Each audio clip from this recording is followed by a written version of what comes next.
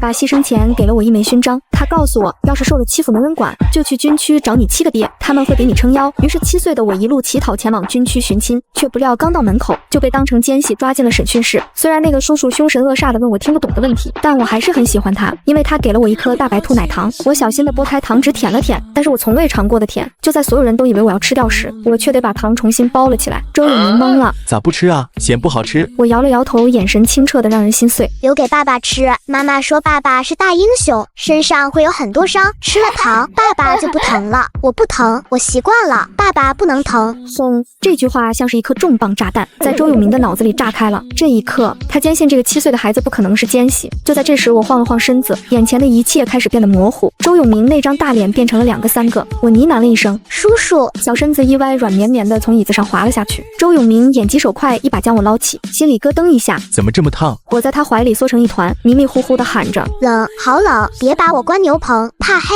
大伯，瑶瑶不吃多，别打，我再也不跑了，别用火钳。每一句一语都像是一把尖刀，狠狠扎进在场每一个人的心窝子里。周永明这种见惯了生死的硬汉，此刻手都在抖。牛棚、火钳，这孩子到底是在什么样的地狱里长大的？周永明像头发怒的狮子，抱着我冲出审讯室。走廊尽头，值班军医背着药箱狂奔而来，只看了一眼军医的脸色就变了，颤抖出声：快平放，解开衣服。当那件破烂不堪的棉袄被小心翼翼地剪开时，在场的所有人都倒吸了一口凉气。那小小的身躯上几乎找不到一块好肉，旧伤叠着新伤，还有一个个圆形的焦黑的疤痕，那是烟头烫的密密麻麻。畜生啊！周永明双眼赤红，一拳砸在墙上。军医满头大汗，一边做紧急处理一边大喊：不行，这孩子情况太危急了，严重营养不良，高烧40度以上，还有内伤，必须马上送总院抢救。周永明猛地清醒过来，军区总院在核心区，没有首长签字，这种身份不明的人员根本进不去。我这就汇报。周永明手指哆嗦着拨通了那个熟悉的号码，但是没人接，他急得满头大汗，又拨通了秘书处的电话。周科长，你疯了！这时候打电话，副司令正在开最高军事会议，所有通讯切断，谁的电话也不接。周永明急了，对着话筒吼道：人命关天，我有急事找司令。这孩子可能是司令的亲戚。电话那头的小王差点笑出来。周科长，你喝多了吧？副司令是孤儿，哪来的亲戚？别闹了，要是打扰了会议，咱俩都得扒层皮。挂了。电话里传来忙音，周永明愣在原地。那边是国家大事，这边是一条奄奄一息的小生命。军医带着哭腔的喊声传来：科长，孩子快不行了。周永明猛地回头，只见我的小脸憋得青紫，嘴角溢出了白沫，身体像触电一样剧烈抽搐。即使是在这种极度痛苦中，我的一只小手依然死死地捂着胸口的口袋，那里装着那颗留给爸爸的糖。爸爸，救救瑶瑶！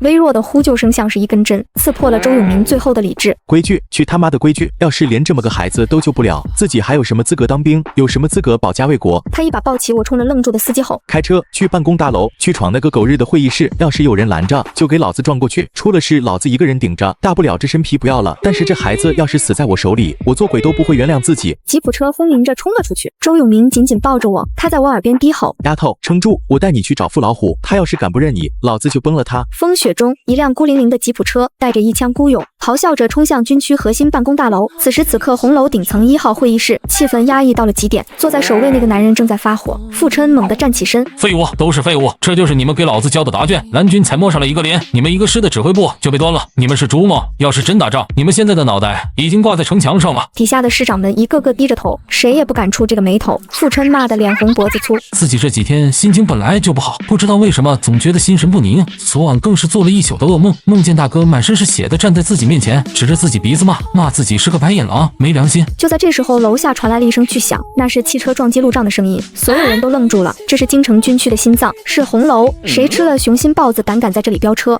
傅琛怒极反笑，伸手把腰间的武装带紧了紧。好啊，好得很，我这边正一肚子火没处撒，这就有人送上门来了。警卫连是干什么吃的？傅琛一把推开椅子，走，我倒要看看是哪个不长眼的王八蛋。楼下大厅里已经乱成了一锅粥，周永明抱着我像个疯子一样往楼梯上冲。站住，周科长，你疯了吗？负责红楼安保的警卫连长带着一队人，端着枪堵在了楼梯口。周永明，再往前一步，我就开枪了。周永明停下脚步，把怀里的我护得更紧了。他瞪着那双布满红血丝的大牛眼怒吼：开枪，你开啊！我今天要是皱一下眉头，就是你孙子！让开，我要见副司令。警卫连长咬着牙：司令正在开会，谁也不能打扰，这是命令。周永明咆哮着：去他妈的死命令！你知道这孩子是谁吗？耽误了救人，别说是你，就是傅琛，他也担不起这个责。怀里的我被这巨大的吼声震醒了，我迷迷糊糊地睁开眼，眼前晃动的人影，还有那刺耳的叫喊声，一切都像是回到了那个噩梦般的夜晚。大伯拿着棍子，后妈拿着火钳，还有那个要把我装进袋子里的坏人。我的小身子剧烈地颤抖起来。别打，我听话，我不吃馒头了，呜呜呜！别杀我！我的小手死死抓着周永明的衣领，那哭声不大，却像是带着血，听得让人心都要碎了。周永明心急如焚，这孩子快不行了，都给老子闪开！周永明不管不顾，像头蛮牛一样就要往枪口上撞。警卫连长下意识地拉动了枪栓。就在这千钧一发之际，楼梯上方传来了一声炸雷般的怒吼。吵什么吵？整个大厅瞬间安静了，所有人都下意识地立正。只见傅琛居高临下的看着下面这一幕。傅琛冷哼一声：“周永明，你不在大门口好好看门，跑到这儿来撒野，还敢开车撞门？我看你是这身军装穿够了。”傅琛一边骂一边往下走，那种泰山压顶般的气势让周永明的腿肚子直转筋。他是真怕这位傅炎了，但感觉到怀里我那越来越微弱的呼吸，周永明咬了咬牙豁出去了。他扑通一声单膝跪在了地上，这一跪震的地面都响。司令，周永明死不足惜，但这孩子您必须得救啊！他是来找您的，他说他是您闺女。傅琛听到这两个字，像是听到了什么天大的笑话。放你娘的屁！我这辈子没结过婚，哪来的闺女？来人，把他给我拖出去，关禁闭，让他清醒清醒。几个战士就要冲上去抓人，别动！周永明急了，司令，我没撒谎，他身上带着信物，他说那是他爹给他的。司令，您就看一眼吧。傅琛看着周永明那副涕泗横流的样子，心里也犯了嘀咕。这周永明平时也是个流血不流泪的主，今天这是怎么了？什么信物？拿出来给我看看！要是敢耍老子，老子今天就毙了你！周永明赶紧低头，想要去我怀里拿那个铁盒子，可是我抱得太紧了，那是我的命，是我在这个世界上唯一的依靠。周永明轻声哄着，把手松开好不好？他试图掰开我那僵硬的小手指，我迷迷糊糊的抗拒着，不给！坏人抢爸爸，咬死你！我以为又是大伯来抢东西了，不知道哪里来的力气，一口咬在了周永明的手背上。周永明疼得倒吸一口凉气，手一哆嗦。就在这一拉一扯之间，哐当一声，铁盒子掉在了大理石地面上，盒子直接弹开了，里面的东西散落出来，一串用子弹壳磨成的项链滚到了警卫连长的脚边，还有一张泛黄的黑白照片落在了傅琛那双军靴旁边。傅琛本来是一脸的不耐烦，正准备抬脚把这破烂玩意儿踢开，可是就在他的目光扫过那张照片的一瞬间，他的脚僵在了半空中。照片上是7个年轻的军人，他们穿着老式的军装，脸上涂着迷彩油彩笑的张狂霸道，那是曾经威震边境的龙牙小队。傅琛一眼就认出了自己，那个站在最左边笑得像个傻子一样的愣头青，也认出了老2贺云洲，认出了老3江琪。但是傅琛的目光死死地定在了照片正中间的那个人身上，那个笑得最灿烂却又透着一股子谁也不服的傲气的男人，是大哥龙牙，那个为了掩护他们撤退，独自一人引开敌人，最后连尸骨都没找到的大哥。傅琛感觉心脏像是被人狠狠攥了一把。这张照片不是在大哥身上吗？当年大哥失踪后，我们找遍了整座山，只找到了大哥的一只鞋，还有被炸碎的布片。这张照片是大嫂给大哥的护身符，大哥一直贴身带着。为什么会出现在这个小乞丐身上？傅琛的身体开始不受控制的颤抖，那个在战场上流血不流泪的铁汉，竟然当着这么多下属的面，双膝一软，直接跪在了地上。他伸出那双布满老茧的大手，颤颤巍巍地捡起了那张照片。大哥，周永明看着这一幕，心里的大石头终于落地了。这孩子真的跟这帮大人物有关系，而且是天大的关系啊！周永明小心翼翼地喊了一声：“司令，这孩子手里还有这个。”他指了指地上的铁盒子。傅琛没有理他，他像是着了魔一样死死盯着照片，然后他缓缓地翻过了照片。记得大哥说过，这张照片背后写着留给未来孩子的话。照片翻过来了，一行刚劲有力的钢笔字映入眼帘：若我有难，这7个兄弟便是你亲爹。这行字像是一道闪电，瞬间劈开了傅琛脑海中所有的混沌，眼泪毫无征兆地决堤而出。这个在枪林弹雨中都没眨过眼的汉子，此刻哭得像个丢了魂的孩子。这字迹错不了，这就是大哥留下的遗言。原来大哥在牺牲前就已经把身后事托付给了自己这帮兄弟。可是我们干了什么？这4年里，我们在升官发财，我们在享受太平盛世，而大哥的骨肉却在外面流浪，在受苦，在被人欺负。傅琛猛地抬起头，那双被泪水模糊的眼睛死死地锁定了周永明怀里的我。傅琛的声音沙哑得不成样子：“把他给我。”司令您小心点，这孩子身上全是伤。傅琛接过了我，入手的那一瞬间，他的心再次狠狠抽搐了一下。太轻了，这是一个4岁的孩子该有的重量吗？而且滚烫，像是一块烧红的烙铁。或许是因为换了个怀抱碰到了伤口，我在昏迷中发出了一声痛苦的闷哼。别打，我不敢了，别用火钳，别关牛棚。这一声声呓语清晰地钻进了傅琛的耳朵里。火钳，牛棚。傅琛的眼睛瞬间红得滴血，一股滔天的杀气从他身上爆发出来。这他妈是谁干的？傅琛颤抖着手，轻轻掀开了我那破烂不堪的棉袄。虽然周永明已经提醒过了，但是当傅琛亲眼看到那一幕时，还是差点晕过去。畜生啊，丫头别怕，大爹在这。傅琛把满是胡茬的脸贴在我那滚烫的小脸上。是大爹不好，大爹来晚了，大爹该死啊！傅琛狠狠地扇了自己一个耳光，半边脸瞬间肿了起来。水，爸爸，水！我的嘴唇干裂起皮，渗着血丝。傅琛慌了，他在战场上指挥千军万马都没这么慌过。傅琛冲着周围大吼：“水，快拿水来！”警卫连长赶紧递过来一个军用水壶。傅琛手忙脚乱地拧开盖子，小心翼翼地喂到我嘴边，可是我牙关紧咬，根本喂不进去。傅琛急得满头大汗，他从来没求过人，但这辈子第一次求人，是求这个4岁的小丫头喝一口水。我费力地睁开了一条眼缝，视线模糊中我看到了一张大脸，虽然满脸胡子拉碴，虽然看着很凶，但是那双眼睛里全是心疼，那是我在梦里见过无数次的眼神。大爹，哎，是大爹，大爹在这呢，没人敢欺负你了。我看着他嘴角微微扯动了一下，想笑可是太疼了。我的小手从怀里慢慢的摸索着，摸到了那颗大白兔奶糖，我颤巍巍的把糖递到了傅琛的嘴边。大爹吃糖，吃了糖就不疼了。瑶瑶把坏人抓来了，瑶瑶是不是很乖？说完这句话，我小脑袋一歪，彻底昏死在傅琛的怀里。瑶瑶，傅琛发出一声凄厉的惨叫，他感觉怀里的体温在流失。军医死哪去了？那个在战场上永远冷静的副司令，此刻彻底慌了神，他一把扯下身上的大衣，死死裹住怀里那个小的可怜的团子。备车去总院，快！永明开车。傅琛一脚踹开吉普车的后门，抱着我钻了进去。周永明早就发动了车子，吉普车像离弦的箭一样冲了出去，速度太快了，直接撞断了红楼门口的升降杆。正在门口值班的参谋长刚从会议室追出来，就看到了这一幕。他只看到了傅琛满身是血，怀里抱着什么东西，一脸狰狞的狂吼，然后吉普车就疯了一样冲了出去，连路障都撞飞了。参谋长脑子里嗡的一声，完了，出大事了！司令满身是血，有人行刺，还是有特务渗透进来了，或者是发生了什么不可控的恐怖袭击。职业本能让他做出了一个将会震动整个京城的决定。他猛地转身，扑向了大厅墙上的那个红色按钮，那是紧急警报按钮，只有在战争爆发或者最高级别突发事件时才能按动。参谋长一拳砸了下去，下一秒，凄厉尖锐，仿佛能刺穿耳膜的防空警报声在整个京城军区上空炸响。一级戒备，全军区一级戒备，所有单位立刻进入战斗状态。一时间，整个京城军区钢铁洪流涌动，不知道的还以为是敌军打到家门口了。而这一切的源头，那辆墨绿色的吉普车正在军区的主干道上狂飙。周永明已经封了油门，踩到了底，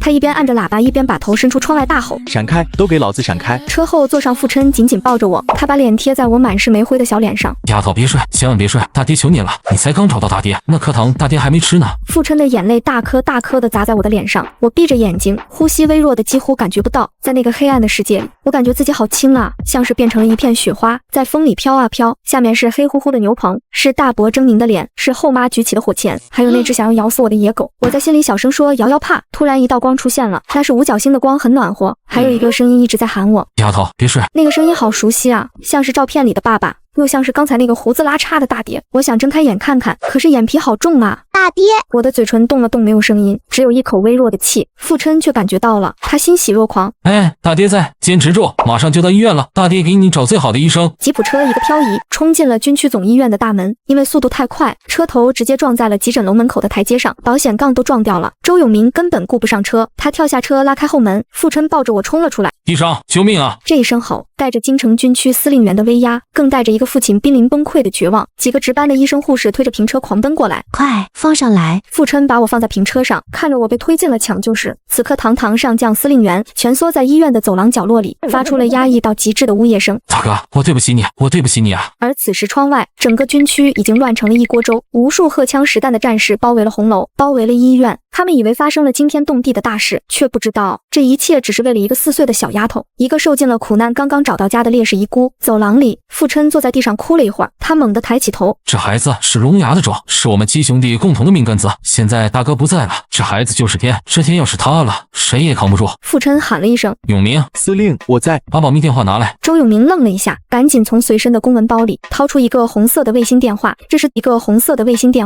最高级别的通讯设备。傅琛一把抓过电话，手指颤抖着却异常坚定地拨通了第一个号码：东南军区某豪华疗养院。此时贺云洲正穿着一身军装，坐在落地窗前品茶，桌上那部红色的保密电话突然响了。这个时候谁会打这个电话？他放下茶杯，拿起听筒：“我是贺云洲。老二，大哥的孩子找到了，快死了。”贺云洲整个人僵在了椅子上，脸色瞬间变得煞白。老大，你说什么？大哥有孩子在哪？傅琛几乎是吼出来的：“在京城总院被人虐待了4年，4年啊，全身没一块好肉，胃里全是观音土。老二，你最有钱，你有最好的药，最好的设备，你快来啊！晚了就真的见不着了。”轰！贺云舟只觉得脑子里炸开了一道惊雷，虐待4年，观音图。这些词像是一把把尖刀狠狠扎进他的心窝子，他直接掀翻了面前的黄花梨茶桌，茶壶茶杯摔得粉碎。贝基，把我的私人专机调过来，立刻马上通知空管局，我要直飞京城。还有，要把库里那只千年老神，空管局，我要直飞京城。还有，要把库里那只千年老神带上，把最好的进口药都带上，要是少了一样，老子扒了你们的皮。贺云舟一边吼一边往外冲，连血跑掉了一只都不知道。与此同时，西北边陲某特种兵训练基地，风沙漫天，江奇手里拿着一根教鞭，冷冷地训斥着。新兵们一个个吓得连大气都不敢出。就在这时，通讯员背着电台跌跌撞撞地跑了过来。首长，京城急电，副司令专线。江奇眉头一皱，傅老虎，这老东西这时候找我干什么？他接过电话，语气冰冷，有屁快放，我忙着呢。电话那头传来了傅琛带着哭腔的咆哮：老三，大哥的闺女在抢救室被人打断了腿，被人用烟头烫了一身，你快滚过来！咔嚓，江奇手里那根实木的教鞭被他单手硬生生捏断了。那一瞬间，整个训练基地的温度仿佛都下降了好几度。谁干的？别管谁干的，先救人。好。江奇挂断了电话，他转过身看着那一架停在旁边的武装直升机。江奇突然大吼一声：全体都有，今天的训练取消。一架停在旁边的武装直升机。江奇突然大吼一声：全体都有，今天的训练取消。一中队跟我走。中队长愣了一下：去哪？首长。江奇跳上直升机，眼神看向京城。自己的亲人在那里，大哥唯一的血脉在那，去京城救人。这一刻，那个红色的保密电话一次次被拨通，每一次拨通都伴随着一声怒吼，一声哭泣。南方某海军基地，老四坐上了最快的舰载机；西南某导弹旅，老五跳上了越野车。6个电话打向了祖国的四面八方。这一天，6架没有任何飞行计划的专机战机从不同的方向划破长空，他们的目标只有一个京城。京城军区总医院空管局的雷达屏幕上出现了6个红点，都在以急速向京城汇聚。值班员吓坏了：主任，有不明飞行物闯入领空，请求拦截。空管局主任看了一眼那几个红点的代号，冷汗瞬间下来了。别管，全部放行，给他们开辟空中绿色通道，不管是民航还是货机，通通给这6架飞机让路。他不知道京城发生了什么，但他知道今晚的京城注定无眠。抢救室里气氛压绵，抢救室里气氛压抑的让人窒息，只有心电监护仪发出的滴滴声。我小小的身子躺在手术台上，主刀的是军区总院的院长陈国守，他是国内最顶尖的外科专家，救过无数首长的命，什么样的伤他没见过，什么样的惨状他没经历过。可是今天，当他看清这个4岁孩子身上的伤时，这位年过6旬见惯生死的老军医眼眶红了。畜生，这简直是凌迟啊！旁边的护士长正在给我清理伤口，一边清理一边掉眼泪，有些伤口已经化脓了，和衣服纤维粘连在一起。清理的时候要把那些烂肉一点点刮掉，即使是在麻醉状态下，我的小身子还是会本能的抽搐一下。报告院长，病人血压急速下降，60、40，心律失常，160，体温41度，高热惊厥。一个个致命的数据像是一道道催命符，陈院长的额头上全是冷汗，大吼出声：快！肾上腺素，静脉推注，准备除颤仪，输血，快去血库调血，要 O 型血，有多少调多少。快去血库调血，要 O 型血，有多少调多少。监护仪的声音越来越急促，突然变成了一声长鸣，那条代表生命的绿色波浪线拉直了，心跳停了。这一声尖叫穿透了抢救室的大门，传到了走廊里。傅琛正贴在玻璃上死死盯着里面，听到这一声，他趴在玻璃上，双手疯狂地拍打着。不，别停啊！丫头，你给老子醒过来！你大爹在这呢，你不能走！你要是敢走，大爹就追到阎王殿把你抢回来！傅琛嚎啕大哭，那哭声撕心裂肺。周永明和几个警卫员在后面死死抱住他，生怕他冲进去干扰抢救。司令冷静，医生在救，相信陈院长，一定要相信陈院长。抢救室里，陈院长扔掉了手里的手术刀，除颤仪，充电200焦耳，让开。他双手拿着电击板按在了我那瘦骨嶙峋的小胸脯上，我的小身子猛地弹起，又重重落下，那条直线纹丝不动。再来300焦耳，还是不动。陈院长一边按压一边碎碎念：孩子求你了，你爹是英雄，你不能就这么走了，给个面子，给爷爷个面子。一边碎碎念：孩子求你了，你爹是英雄，你不能就这么走了，给个面子，给爷爷个面子。龙牙，你要是在天有灵，就保佑你闺女吧，她太苦了，还没过一天好日子呢。在这个生死交界的瞬间，我的意识飘到了一个白茫茫的地方，那里不冷也没有痛，前面站着一个高大的男人，穿着军装背对着我，我试探着喊了一声爸爸。男人转过身，虽然看不清脸，但我知道那就是爸爸。爸爸蹲下来，张开双臂。妖夜，疼不疼？爸爸的声音好温柔啊。我委屈的点点头。疼，大伯打，后妈烫，我不想回去了，我想跟爸爸走。爸爸笑了笑，伸手摸了摸我的头。傻丫头，还不到时候，爸爸不能带你走。为什么？我急了，想去抓爸爸的手。爸爸指了指身后，那里站着7个模糊的身影，有的在哭，有的在吼，有的在拼命奔跑。那是你的7个干爹，他们是爸爸最好的兄弟，他们会替爸爸爱你宠你，把这世上最好的东西都给你。回去吧，妖夜，把那颗糖给他们吃。爸爸说完，轻轻推了我一把。回去。我感觉身子一沉，猛地往下坠落。抢救室里那条死寂的直线，突然跳动了一下，心跳恢复了，波浪线重新开始起伏，虽然还很微弱，很不稳定，但那是生的希望。陈院长长长的出了一口气，好样的，好孩子，命真硬，随你爹。陈院长擦了一把脸上的汗，转头看向玻璃窗外，对着那个已经哭成泪人的父琛比了一个大拇指。窗外父琛看到了那个手势，他愣了一下，然后突然咧开嘴笑了。他瘫坐在地上看着天花板，活了就好，大哥，谢谢你。瑶瑶虽然抢救回来了，但这一身的伤，这4年的债还没算呢。父琛的声音恢复了冷冽。永民在，那个王八蛋，那个刀疤脸，醒了吗？报告司令，刚醒，正关在审讯室呢。父琛从地上慢慢爬起来，虽然满身血污，但他身上的气势比任何时候都要恐怖。好，走去会会他。既然丫头活过来了，那有些账该好好算算了。父琛看了一眼窗外，天空中传来了隐隐约约的轰鸣声，他的嘴角勾起一抹残忍的弧度。另外他们也该到了，正好7兄弟齐了。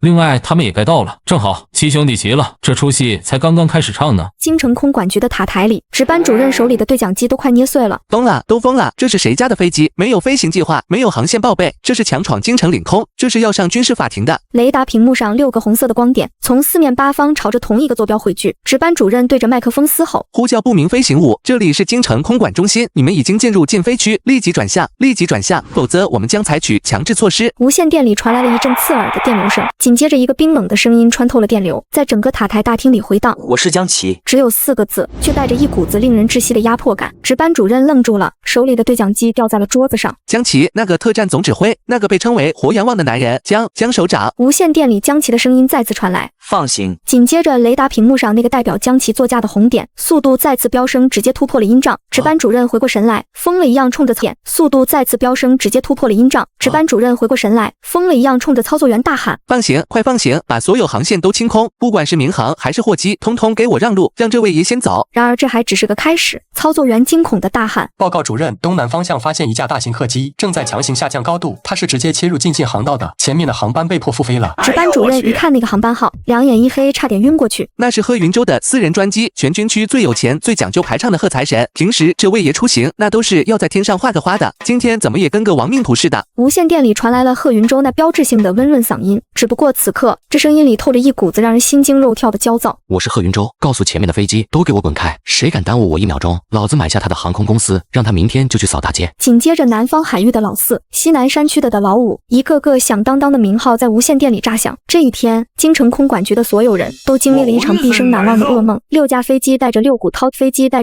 天的怒火，硬生生的把京城的天空给撕开了一道口子。京城军区总医院的停机坪上，一架漆黑的武装直升机还没等停稳舱门就被一脚踹开了。江奇穿着一身还在滴水的迷彩服，直接从离地还有2-3米高的机舱里跳了下来。紧接着贺云州的豪华客机也落地了，因为跑道不够长，轮胎在地上摩擦出2道长长的黑烟，发出刺耳的尖叫。贺云州根本等不及客梯车开过来，直接放下了充气滑梯，顺着滑梯就滑了下来。他爬起来就跑，鞋跑掉了一只，他光着一只脚踩在冰冷的水泥地上，跑得比兔子还快。大哥的孩子呢？在哪？后面老4、老5、老6、老7，他们从不同的方向朝着同一个目标狂奔。急诊大楼的走廊里，父琛还坐在地上，眼神发直，听到那杂乱无章却又熟悉无比的脚步声，他慢慢的抬起头，走廊尽头6个身影出现了。江奇冲在最前面，他几步冲到父琛面前，一把揪住他的衣领。人呢？江奇的声音沙哑的像是在吞炭。父琛看着江奇的声音沙哑的像是在吞炭。父琛看着江奇，看着后面气喘吁吁跑过来的贺云州，看着一个个红着眼眶的兄弟，他张了张嘴想说话，却发不出声音。最后他颤颤巍巍的抬起手，指了指身后那扇紧闭的抢救室大门，在里面，刚抢回来。听到抢回来3个字，江奇揪着父琛衣领的手猛地松开了，他整个人像是被抽掉了脊梁骨，踉跄了一下，靠在墙上大口大口的喘着粗气。贺云州光着一只脚跑过来，他一把抓住父琛的手臂，指甲都陷进了肉里。贺云州的声音带着哭腔，小心翼翼的开口：老大，真的是大哥的种。他生怕这是一场梦。父琛点了点头，他从贴身的口袋里掏出了那张照片，那张泛黄的带着血迹和煤灰的照片，他递给了贺云州。贺云州接过来只看了一眼，这位富可敌国、泰山崩于前而色不变的贺财神扑通一声跪在了地上。其他的兄弟们围了上来，看着那张照片，看着照片背后那行熟悉的狂草字迹。若我有难，这7个兄弟便是你亲爹。走廊里7个站在权力巅峰的男人。若我有难，这7个兄弟便是你亲爹。走廊里7个站在权力巅峰的男人，7个铁骨铮铮的汉子，此刻哭成了一团。那是压抑了4年的愧疚，那是迟到了4年的父爱，那是对大哥在天之灵的忏悔。老5一拳砸在墙上，砸出了一个血印子。我们都是混蛋啊！大哥把命都给了我们，把唯一的骨肉托付给我们，我们却让他在外面受这种罪，我们还有什么脸活着？江奇没哭，他死死盯着那扇紧闭的大门。谁干的？父琛擦了一把脸上的眼泪，眼神也变得狰狞起来。一个叫孙旭东的脖子，还有一个叫刘素云的婆婆，还有个人贩子。江奇点了点头，伸手摸向腰间，那里别着一把军刺。好，我去杀了他们。说完，他转身就要走，那种决绝，那种狠辣，没人怀疑他能不能做到。他真的会去把那个村子给屠了。贺云舟突然喊了一声：“站住！老三，你回来！杀人太便宜他们了。”贺云舟冷笑了一声，那笑容看得人头皮发麻。我要让他们活着，我要让他们看着自己拥有的一切一点点灰飞烟灭，我要让他们求生不得，求死不能，我要让他们知道什么叫真正的地狱。就在这时，抢救室的大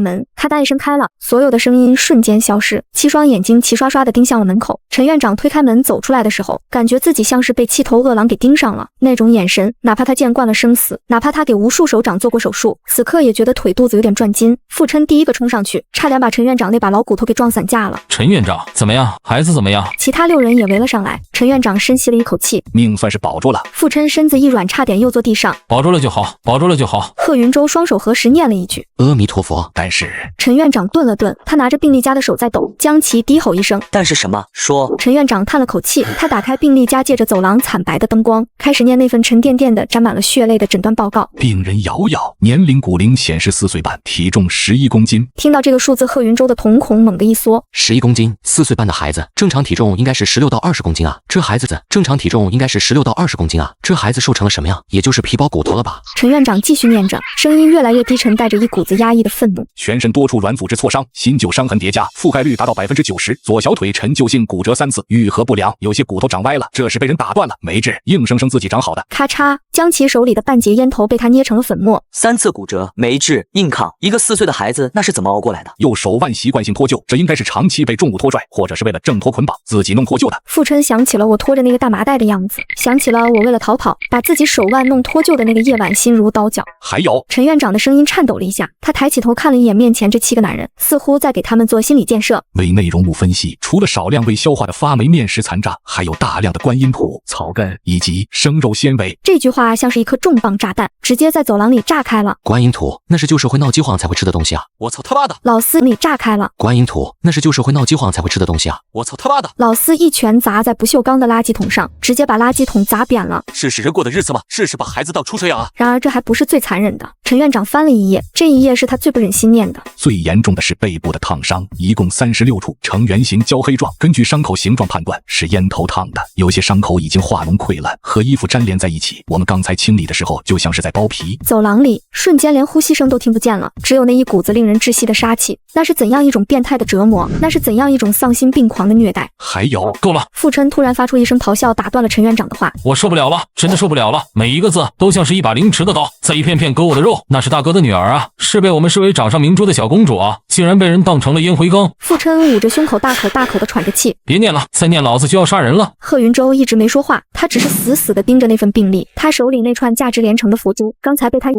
他一颗一颗硬生生捏碎了，木屑刺进掌心，鲜血顺着指缝滴落在地上。这是凌迟，这是对我们7兄弟的凌迟啊！江琪转过身，面对着墙壁，没人看到他的表情，但所有人都能看到他的肩膀在剧烈的颤抖。他抬起拳头，1下2下3下，狠狠地砸在坚硬的混凝土墙壁上，每一拳都带着血。许久，他转过身，陈院长，还有什么？一次性说完吧，我们受得住。陈院长看着这群处于崩溃边缘的男人，叹了口气。孩子的10个手指甲只有8个，有2个是被硬生生拔掉的，应该是为了让他干活，或者是惩罚他偷吃东西。这一刻，走廊里再也没有了怒吼，也没有了砸墙的声音，只有一种令人绝望的沉默。拔指甲，10指连心啊，那是古代酷刑才有的手段，竟然用在一个4岁的孩子身上。傅琛慢慢地站直了身子，他整理了一下凌乱的军装。老二在，把那个孙家傲给我买下来，我要让那个地方变成一片废墟。老三在，那个刀疤脸，还有那个孙旭东夫妇，别让他们死得太痛快。我要让他们把瑶瑶受过的罪10倍100倍的偿一遍。江琪的嘴角勾起了一抹残忍的弧度。明白，我会亲自伺候他们，保证让他们后悔来到这个世上。 7个男人站在医院的走廊里，背后的窗外是京城漫天的风雪，但此刻他们心里的寒意比这风雪还要冷上1万倍。这出戏才刚刚开始唱呢，只不过接下来的戏码叫血债血偿。特护病房里，安静的连一根针掉在地上的声音都能听见。我小小的身子陷在洁白的大床里，7个干爹围在床边，一个个屏住呼吸，大气都不敢出。傅琛坐在床头，那双满是老茧的大手悬在我的小脸上方，想摸又不敢摸，怕手上的茧子扎疼了我，怕碰到了我脸上的伤。贺云舟站在旁边，手里拿着一条温热的毛巾，小心翼翼地给我擦拭着额头上的冷汗。江琪像个门神一样守在门口，眼神警惕地盯着每一个进出的护士和医生。怎么还不醒？傅琛立刻瞪了他一眼，小点伤，别吵着着闺女。就在这时，我慢慢的睁开了眼睛，那一双小点声，别吵着闺女。就在这时，我慢慢的睁开了眼睛，那一双大大的眼睛里没有光，只有一片茫然，还有深深的恐惧。我看着眼前这7张放大的陌生的脸，小脑袋瓜里瞬间闪过了无数个可怕的画面。大伯刀疤脸，还有那些买小孩的坏叔叔，他们也是这样看着自己的，眼神也是这样。我突然尖叫了一声，小身子试图把自己藏进被子里。别打，别打，瑶瑶！傅琛的手僵在了半空中。丫头别怕，我是大爹啊！傅琛试图靠近，可是他的靠近反而让我更加惊恐。我不吃肉了，我不吃馒头。我闭着眼睛，浑身发抖，小手在空中乱挥。瑶瑶去干活，瑶瑶去喂猪去扫地，瑶瑶很乖的，别用烟头泡。瑶瑶睡牛棚不睡床，别赶我。这几句话直接把7个铁血硬汉的心理防线彻底击溃了。傅琛这个流血不流泪的硬汉，再也忍不住嚎啕大哭。我的闺女啊，大爹对不起你啊，大爹该死啊！谁要让你睡牛棚，谁敢让你喂猪？你是公主啊，你是我们的小公主。